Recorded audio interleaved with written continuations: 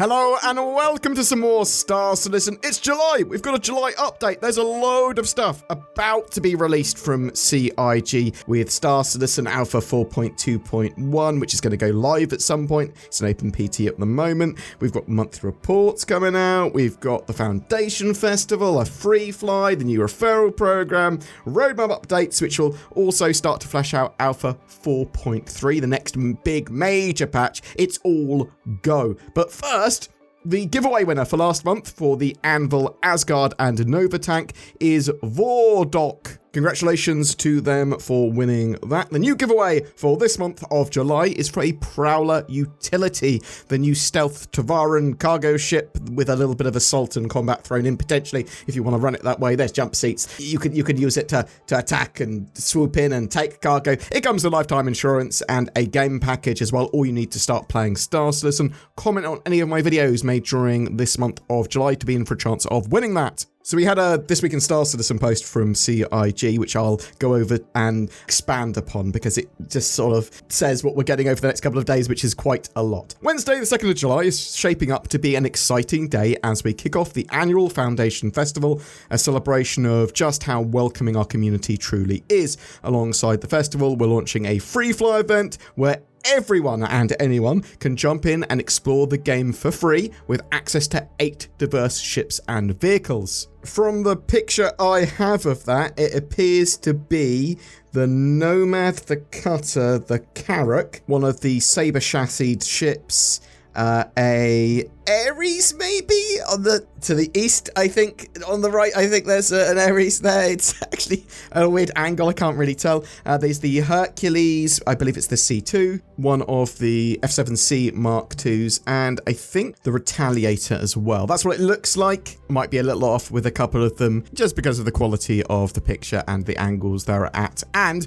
also, it's not 100% confirmed that that picture that I have is from this time's Foundation Festival, although it is on the community hub, the picture they're using. Anyway, that same day also marks the launch of the all-new referral program, rebuilt from the ground up with fresh rewards and streamlined tracking. The new referral program introduces a refreshed rewards ladder. They're sweet, apparently, revamped interactive interface, improved tracking tools, and a whole lot more. It looks like you can earn a lot of flair from the various corporations of Stanton, like a Star While, like the Arc Corp Orby thing, but loads of FPS weapons, armor, skins for ships like Starketten, skins for the Freelancer, also an Idris M, a Raptor, a Vandal Scythe, all the actual ships for those. So an Idris M is a absolutely massive referral bonus to both to get yourself. There's also, I believe, a Military Gladius, a Storm, and much, much more. But there's loads more coming Wednesday as well. They're also releasing the June Persistent Universe monthly report, offering a detailed look at what the teams have been working on over the last few weeks and what they're focused on now. They're also releasing a roadmap update the same day. So it's just tons and tons and tons coming out on Wednesday. This is going to shore up the feature releases for 4.2.1, but also hopefully show off a lot of what's in Alpha 4.3, the next major patch. It's awesome they're starting to talk about 4.3 already, which would be the August patch most likely.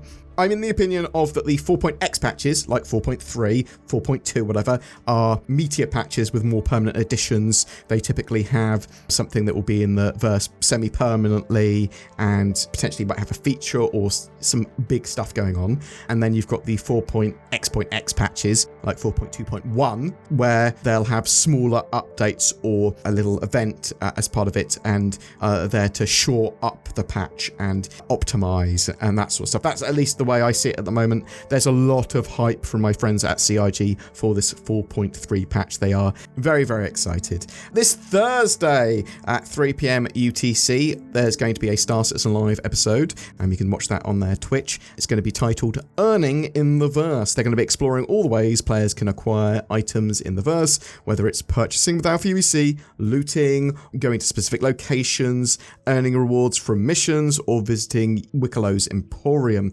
While this episode won't be a traditional Q&A, there will be a brief segment dedicated to player questions from Spectrum. So go to Spectrum and put your questions down there if you want. I'd recently talked to some of the mission and economy teams at a Star Citizen, and there are a load of things that they have planned to help catapult Star Citizen into having some more solid MMO sort of features and getting sort of economy gameplay into a good state in the future, with things like player-to-player trading. That sort of stuff was mentioned. Super excited to see what they're going to be saying here, because they're likely going to talk about what's coming next, right? Something that's coming very soon. I mean, is it going to be sooner than Wednesday? Probably not. Alpha 4.2.1 is available to all waves now, so you can play that latest patch. CIG want to thank everyone that's put feedback in and helped out with that patch. Input really changes things in meaningful ways and allows them to fix things and improve things, and they're going to continue to do that until 4.2.1 is released. And they basically say, check out the roadmap, check out the patch now if you want on the PTU, check out the patch notes. They're going to keep on pushing and optimizing until that release. There's some really big things in 4.2.1. I mean, in just the latest patch, they've been polishing loads and loads and loads of stuff with Wicklow and the new missions there, or sort of the updated mission chains and various locations. Lots of fixes for ships and locations too. But the 4.2.1 patch basically goes no more RNG with Wicklow rewards, recipes and missions. You sort of choose the ship or whatever you want to get, and there's more appropriate mission components, recipe components for getting that ship that you can go, cool, yeah, that makes sense that it's this much effort to get this ship. And I think that's just a much better way than going into the catcher RNG route that we had before. They've disabled ground turbulence. Not sure if that's going to hold for the live build, but probably will. CIG said that ground turbulence would be coming back to the game once they had it in a place which wasn't causing pain to the backers, basically. The Second Life resource drive will have you joining one of the corps of Stanton and helping them gather resources. Much more industrial, more PvE based event than some of the more recent ones. And the corp that gets the most resources by the end of that patch cycle will get the contract for the regen crisis stuff that's going on. But there's going to be a load of cool rewards for you as you progress with one of the corps. You're going to get like cool branded stuff, cool skins, cool armors, things like that for hitting reputation rewards. I believe you can only join one corp in the live build. I believe that's what they're going to be doing. Also, RSI Meteor should be coming out at some point this month as well as part of 4.2.1. It appears to be a heavy strike fighter built on the Mantis's chassis. So that's really cool because a lot of people didn't want to get the Mantis because it was more of a support ship.